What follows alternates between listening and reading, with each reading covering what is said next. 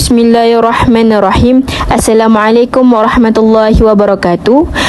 Alhamdulillahirrabbilalamin. Wassalatu wassalamu ala ashrafil anbiya wal mursalin wa ala alihi wa sahbihi ajma'in. Alhamdulillah, bersyukur kita kehadrat ilahi kerana dapat bersama-sama mendengarkan pembentangan kami pada hari ini. Sekalung penghargaan diucapkan kepada Ustaz Muhammad Daud bin Muhammad, pensyarah PIMK 114 pengantar ulum Quran dan ulum hadis, kerana telah memberikan tunjuk ajar kepada kami dan telah membantu kami menjayakan pembentangan ini. Mari kita kenal terlebih dahulu ahli kumpulan kami sebelum kami memulakan perbentangan kami pada hari ini. Yang pertama, Muhammad Amar Wafi bin Muhammad Jasni. Yang kedua, Siti Nur Afifah binti Rahmat. Dan yang ketiga, Nur Ainul Bakis binti Muhammad Asri. Baiklah, tanpa membuang masa, marilah kita menelusuri tajuk pembentangan kami pada hari ini, iaitu berkenaan dengan cara mengenali hadis maudhu' dan pandangan masyarakat terhadap golongan anti hadis. Marilah kita bersama-sama menyaksikan pembentangan kami.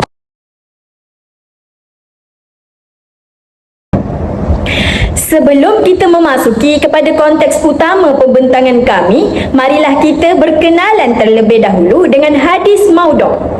Dari segi bahasa, hadis maudhu' diambil daripada perkataan wada'a yang membawa maksud letakkan sesuatu dan tinggal atau melahirkan anak. Manakala dari segi istilah ulama, maudhu' membawa erti hadis yang dibuat dan direka secara dusta terhadap Rasulullah sallallahu alaihi wasallam. Hubungan antara dua maksud itu tadi sangat dekat kerana pada bahasa ia membawa erti jatuh dan hilang sesuatu daripada perkiraan, manakala istilahnya bermaksud mengada-adakan sesuatu yang tidak ada sebelumnya. Jadi, jelaslah bahawa para ulama menyatakan tidak boleh atau haram bagi kita manusia meriwayatkan hadis palsu apabila diketahui akan kepalsuannya, melainkan jika kita ingin menjelaskan akan kepalsuannya kepada orang lain. Seterusnya, mari kita masuk kepada faktor hadis maudhu' tersebut direka. Ulama dan pekaji hadis maudhu' telah mengenal pasti beberapa faktor yang mendorong kepada pemalsuan hadis. Faktor yang pertama ialah masalah dalaman umat Islam itu sendiri akibat daripada perbezaan politik. Penyokong atau pengikut setiap pemimpin sanggup memalsukan hadis untuk kepentingan kumpulan mereka. Golongan ahli sunnah wal jamaah juga tidak terlepas daripada kegiatan tersebut bagi kepentingan kumpulannya. Faktor yang kedua ialah pemalsuan hadis bertujuan untuk memburukkan ajaran agama Islam. Faktor ini banyak dilakukan oleh sekumpulan orang ramai. Dek kerana kecewa dengan kekalahan, mereka memasukkan hadis bagi tujuan menyesatkan pemikiran umat Islam. Faktor yang ketiga ialah untuk merangsang orang ramai supaya berbuat kebajikan. Perkara ini juga banyak dilakukan oleh golongan yang kurang memahami ajaran agama Islam. Mereka berbuat demikian supaya orang ramai kembali melakukan amal kebajikan. Dan faktor yang akhir sekali adalah demi mencari kepentingan dunia, seperti menawan hati pemimpin untuk mendapatkan kedudukan yang istimewa. Berikut merupakan contoh hadis maudhu' yang telah saya dapatkan di dalam aplikasi Semak Hadis. Baiklah, marilah kita masuk ke konteks utama kita yang pertama, iaitu berkenaan dengan cara mengenali hadis maudhu'. Baiklah, saya Muhammad Amar Wafi bin Muhammad Jasni daripada PPISMP ambilan Jun 2023-2028 PAI A. Baiklah, seterusnya kita beralih kepada cara untuk mengenali hadis maudhu'. Yang seperti yang tahu, terdapat 3 cara. Yang pertama melalui sanad hadis, yang kedua melalui matan hadis, dan yang terakhir sekali menerusi kajian para ulama. Jadi hari ini saya akan menerangkan cara mengenali hadis maudhu' melalui sanadnya. Jadi cara yang pertama ialah terdapat perawi bagi suatu hadis itu yang memang merupakan seorang pendusta, dan beliau ini juga terkenal sebagai seorang pendusta hadis. Sebagai contoh, apabila keluarnya suatu hadis dan kita selidiki perawinya, kita tahu bahawa perawinya ini memang terkenal sebagai seorang pendusta hadis, yang memang masyarakat umum mengenalinya. Ini adalah pendusta hadis. Jadi secara tidak langsung beliau ini meriwayatkan hadis-hadis yang palsu. Baiklah, yang seterusnya, hadis tersebut tidak diriwayatkan oleh perawi yang siqah, di mana kita tahu siqah ini merupakan perawi hadis yang jujur, yang boleh dipercayai, yang amanah, yang dobit, kuat ingatannya, yang memang diketahui tidak mungkin berlaku pendustaan terhadap suatu hadis, dan hadis yang diriwayatkan oleh beliau tidak mungkin berlaku illah, yakni kecacatan kepadanya. Antara contoh perawi hadis yang siqah melalui yang disenaraikan menurut sanad nukilan Ibnu Adi, yang pertama ialah Umar bin Hasan bin Nasar Al-Halabi, Mus'ad bin Sa'ib, Musa bin Ayun dan Laif.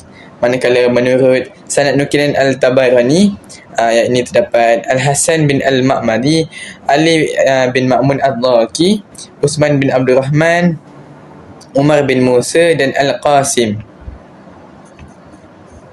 Baiklah, yang ketiga adalah pemalsu hadis itu melakukan ikrar dan mengakui atas pemalsuan hadis yang dilakukan oleh beliau sendiri.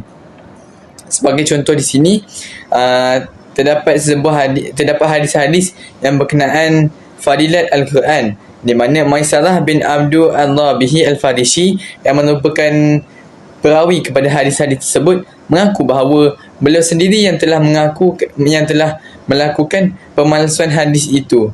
Maksudnya beliau sendiri yang mengakui bahawa hadis tentang fadilat Al-Quran itu beliau sendiri yang memasukkan dan mereka hadis tersebut. Dan yang terakhir sekali, perawi itu sendiri yang mengeluarkan kenyataan yang kita setelah difahami beliau ini sedang melakukan pemalsuan hadis itu sendiri. Sebagai contoh, menurut Imam Al-Iraqi, terdapat seorang perawi yang meriwayatkan sebuah hadis daripada seorang syekh yang apabila ditanya kelahiran beliau menyebut tarikh kelahirannya. Namun setelah diselidiki, apabila menurut beliau kan beliau telah berjumpa seorang syekh, tarikh lahir beliau itu beliau lahir setelah kematian syekh tersebut. Maksudnya di sini terbukti jelas bahawa beliau tidak pernah bertemu dengan syekh tersebut, dan beliau ini sedang mereka hadis dan berlakunya pemalsuan hadis di situ. Baiklah, seterusnya kita ke contoh hadis palsu. Ini yang berbunyi qalilut taufiqi khairum min kathiril aqli, yang bermaksud taufik yang sedikit itu lebih baik dari ilmu yang banyak. Mengapa hadis ini dikelar hadis maudhu', yakni hadis palsu? Hal ini kerana hadis ini juga dihukumi oleh para ulama hadis yang dikategorikan sebagai hadis ini tidak ada asalnya, tidak diketahui sanadnya. Terdapat beberapa kaedah yang telah dihimpunkan oleh ulama untuk mengetahui kepalsuan sesuatu hadis berdasarkan pada matannya. Antaranya ialah hadis tersebut bertentangan dengan nas Al-Quran. Contohnya, ada hadis yang menceritakan tentang umur dunia hanya mencapai 70 tahun sahaja, sedangkan di dalam Al-Quran telah menyebutkan bahawa hari kiamat adalah hal yang gaib yang hanya diketahui oleh Allah Subhanahu wa taala. Kaedah yang seterusnya ialah hadis tersebut bertentangan dengan sunnah. Setiap hadis yang membawa maksud kepada kerosakan, kezaliman atau semua yang tidak berhubung dengan Nabi Muhammad sallallahu alaihi wasallam. Contohnya, seperti terdapat hadis yang menyebutkan bahawa orang yang bernama Ahmad atau Muhammad tidak akan memasuki neraka. Akan tetapi, seseorang itu tidak akan terselamat dari neraka hanya kerana nama atau gelaran. Di samping itu, setiap hadis yang menyebutkan jelas tentang wasiat Nabi kepada Sayyidina Ali adalah palsu. Kerana pada dasarnya Nabi Muhammad tidak pernah menyebut tentang seorang pun sebagai khalifah selepas kewafatan baginda. Akhir sekali, terkandung beberapa perkara yang melampau dan mustahil, iaitu perkara yang tidak masuk akal. Berikutan adalah langkah-langkah ataupun cara untuk kita mengenal pasti hadis itu palsu berdasarkan matan hadis tersebut. Baiklah, pada hari ini saya akan menceritakan tentang cara-cara untuk mengenali hadis-hadis maudhu' menerusi karya-karya ulama hadis. Terdapat banyak karya-karya ulama hadis yang menceritakan tentang hadis maudhu' ini. Tetapi saya akan menceritakan 4 sahaja karya ataupun buku yang menceritakan tentang hal ini. Dan yang pertama adalah Tazkiratul Mawdu'at karangan Abu Al-Fad Muhammad Ibn Tahir Al-Maqdisi yang lahir pada tahun 448 Hijrah dan meninggal dunia pada tahun 507 Hijrah. Susunan hadisnya mengikut huruf abjad dan nama-nama imam dan perkriti hadis juga disebut bersama dalam buku ini. Dan yang kedua adalah Al-La'li Al-Masnu'ah fi Al-Ahadis Al-Mawdu'ah karangan Al-Hafiz Jalal Ad-Din As-Suyuti yang lahir pada tahun 849 Hijrah dan meninggal dunia pada tahun 911 Hijrah. Hadis-hadisnya disusun mengikut tajuk-tajuk fiqh, nama-nama pemaudhu' dan ulasan ulama'nya juga dikemukakan bersama. Dan yang ketiga adalah Tanzih Asy-Syari'ah Al-Marfu'ah an Akhbar Asy-Syari'ah Al-Mawdu'ah. Buku ini ataupun karya ini merupakan karangan daripada Abu Al-Hasan Ali Ibnu Muhammad Ibnu Ar-Raq pada tahun 963 Hijrah. Kitab ini disusun dalam 2 jilid yang tebal. Dan yang terakhir adalah Al-Asrar Al-Marfu'ah fi Al-Akhbar Al-Mawdu'ah, iaitu karangan Al-Qari Tahqiq Muhammad As-Sabaq yang diterbitkan pada tahun 1391 Hijrah ataupun daripada kata lain 1971 Masihi. Dan semua ini merupakan senarai karya-karya ulama hadis yang menceritakan tentang contoh-contoh hadis maudhu'. Saya akan menceritakan tentang apa itu anti hadis, apa itu golongan anti hadis.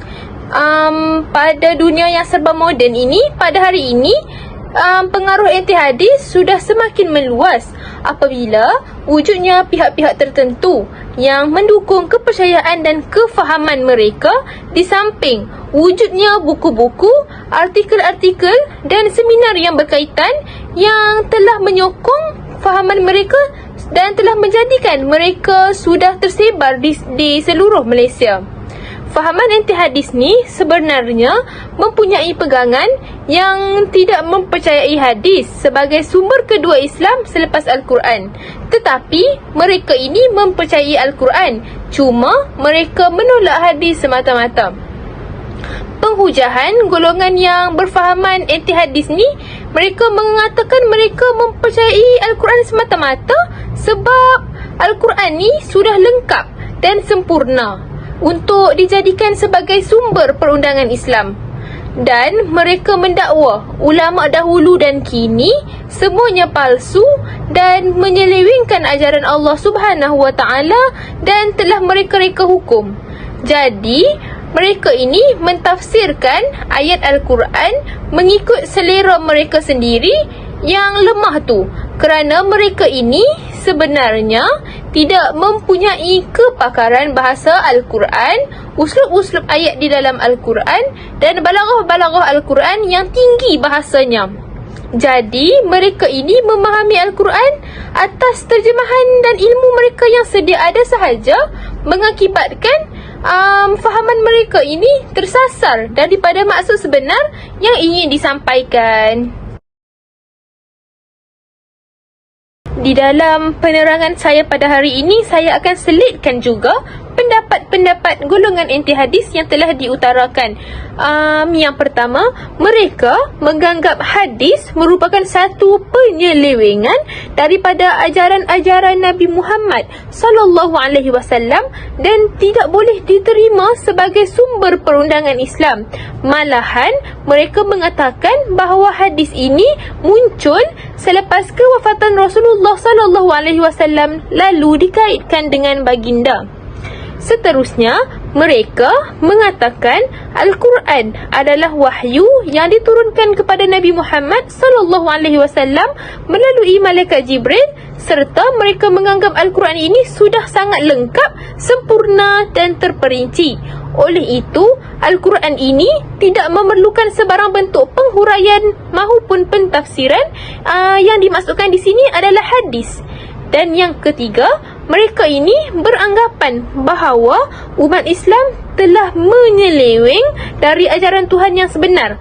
Ajaran Tuhan yang sebenar ni adalah semasa zaman Nabi Muhammad sallallahu alaihi wasallam sebagai nabi yang terakhir, serta yang dibawa oleh baginda ialah Al-Quran dan tidak ada yang lain daripada itu. Dan yang keempat, mereka ini menganggap hadis sebagai satu catatan sejarah yang boleh dan perlu dikaji oleh para penyelidik untuk memahami dan menilai zaman itu. Dan seterusnya, lafaz dua kalimah syahadah, asyhadu an la ilaha illallah wa asyhadu anna Muhammadar Rasulullah, yang diucapkan oleh umat Islam kini adalah dilarang oleh Al-Quran kerana syahadah seperti la ilaha illallah hanyalah yang diwajibkan. Dan yang terakhir, mereka juga menolak kepercayaan kepada qada dan qadar yang merupakan salah satu perkara terpenting dalam rukun iman, hanya kerana ia dinyatakan melalui hadis lalu dianggap bertentangan dengan apa yang terdapat di dalam Al-Quran.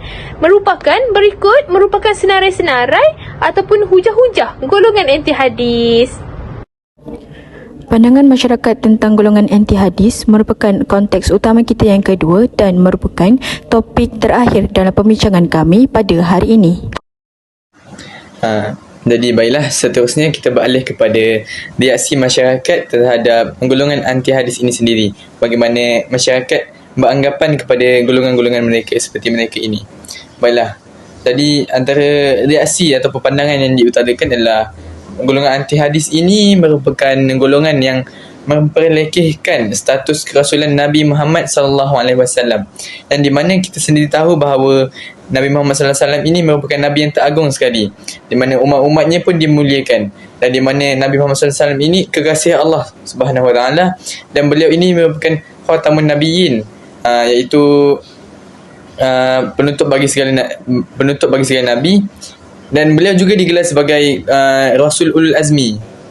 Yang sebagaimana kita tahu, Rasul Ulul Azmi ini antara rasul-rasul yang sangat berat dugaannya. Jadi mereka ini, golongan anti hadis ini memperlekehkan kerasulan Nabi Muhammad sallallahu alaihi wasallam. Antara bentuk perlekehan yang mereka bawa kepada masyarakat setempat, iaitu golongan ini berpendapat bahawa Rasulullah sallallahu alaihi wasallam ini merupakan pengikut kepada ajaran Nabi Ibrahim alaihi wasallam. Jadi, dengan tanggapan itu, mereka beranggapan bahawa segala ibadat itu perlu mengikut ajaran Nabi Ibrahim alaihi wasallam dan mengetepikan ajaran Nabi Muhammad sallallahu alaihi wasallam. Namun, seperti mana sabda Rasulullah sallallahu alaihi wasallam yang telah dijelaskan menurut Malik bin Huwairits radhiyallahu anhu, bahawa Rasulullah sallallahu alaihi wasallam bersabda, "Sallu kama ra'aitumuni usalli," yang bermaksud, solatlah kalian sebagaimana kalian melihat aku solat. Hadis riwayat Asy-Syafi'i. Jadi, sepatutnya sebagai umat Islam, umat Nabi Muhammad SAW, kita perlu menerima hadis Nabi Muhammad SAW ini kerana dalam Al-Quran itu sendiri mengeluarkan pensyariatan solat. Namun cara-caranya itu ada daripada Nabi Muhammad SAW. Namun terdapat umat Islam yang menolak ajaran Nabi Muhammad SAW itu dan mengikut kepada ajaran Nabi Ibrahim AS. Baiklah. Antara bentuk perlekihan yang seterusnya iaitu mereka berpendapat bahawa Nabi Muhammad SAW itu merupakan manusia biasa. Mereka menganggap bahawa Nabi Muhammad ini merupakan rakyat biasa yang sama dengan mereka, setaraf dengan mereka, dan menganggap bahawa hadis-hadis itu merupakan catatan sejarah semata-mata. Sebagai contoh, sebab kalau kita masyarakat Melayu mempunyai cerita tentang hikayat hang tuah, jadi mereka berpendapat sebagai bahawa hadis itu sebagai sekadar cara hidup Nabi, kisah hidup Nabi semata-mata, dan tidak perlu diikuti dan tidak perlu diamalkan. Sekarang kita akan melihat bagaimana pandangan orang awam terhadap golongan anti hadis ni. Baiklah, orang awam berpandangan bahawa golongan anti hadis ni tidak mempunyai pegangan akidah yang benar serta boleh dikatakan mereka ini sesat. Kerana golongan anti hadis ni merupakan golongan yang menyalah tafsirkan Al-Quran.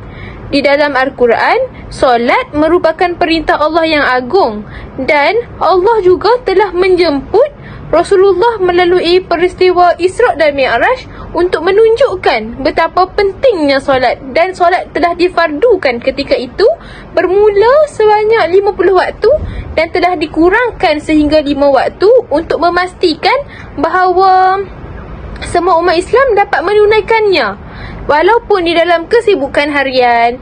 Tetapi tidak bagi Kasim Ahmad, iaitu dia berpandangan bahawa solat ini adalah sesuatu yang rutin, seumpama kita makan dan mandi. Tambahan pula dia mengatakan bahawa orang Islam ini belajar solat bukan dari hadis tetapi daripada nenek moyang. Baiklah, di sini saya akan membacakan kenyataan Kasim Ahmad. Dia berkata, oleh yang demikian, jelaslah bahawa seseorang Islam belajar melakukan solat bukan daripada hadis, tetapi daripada ibu bapa atau guru yang mewarisi sembahyang ini secara turun-temurun dari zaman Nabi Ibrahim yang menerimanya daripada Tuhan. Seperti kebiasaan cara makan atau mandi dalam sesuatu kebudayaan, demikianlah sembahyang diperturunkan dari generasi ke generasi. Dalam hal sembahyang, amalan ini dipelihara dengan berpandukan ajaran-ajaran Al-Quran. Tetapi kita seharusnya menolak kenyataan Kasim Ahmad ini kerana kita juga tahu iaitu solat ni telah mempunyai kepentingan dan keagungan yang sudah tidak dapat dipetikai lagi. Kupasan demi kupasan hal solat telah lama dan kita hadam oleh ulama-ulama Islam. Justeru, apabila Kasim Ahmad mengatakan hal solat adalah hal secara turun-temurun, ini adalah sesuatu yang tidak dapat diterima oleh seorang Muslim yang waras iman dan akalnya. Al-Quran juga menyuruh umat Islam untuk mengerjakan solat, dan kaedah solat ini telah diperjelaskan pula oleh Rasulullah SAW di dalam hadisnya. Sebenarnya telah timbul banyak kemusykilan apabila Kasim Ahmad menegaskan solat adalah kaedah turun-temurun. Di antaranya ialah satu persoalan yang genting, iaitu apakah bentuk kaedah solat yang digunakan oleh Kasim Ahmad apabila mengerjakan solat, kerana dia tidak menggunakan hadis sebagai tempat untuk dia melihat bagaimana cara Nabi Muhammad mengerjakan solat. Pandangan masyarakat terhadap golongan anti hadis yang terakhir ialah wujud perbezaan pandangan dalam pentafsiran. Golongan anti hadis atau golongan pengkritik hadis mengatakan bahawa hadis ditafsirkan secara berbeza oleh beberapa ulama dan komuniti Muslim sehingga menimbulkan kebingungan kepada mereka. Ada juga segelintir masyarakat yang kurang mahir tentang ilmu agama terpesong mengikut kefahaman golongan ini dengan menyatakan bahawa hadis merupakan kaedah yang digunakan untuk menyeleweng isi Al-Quran, sampaikan ada yang ragu dengan kesahihan sesebuah hadis yang digunakan. daripada saya Muhammad Amar. Dan akhir sekali, ada juga yang berpandangan bahawa hadis bukanlah sumber perundangan Islam yang mutlak. Sekian wabillahi taufik wal hidayah. Wassalamualaikum warahmatullahi wabarakatuh.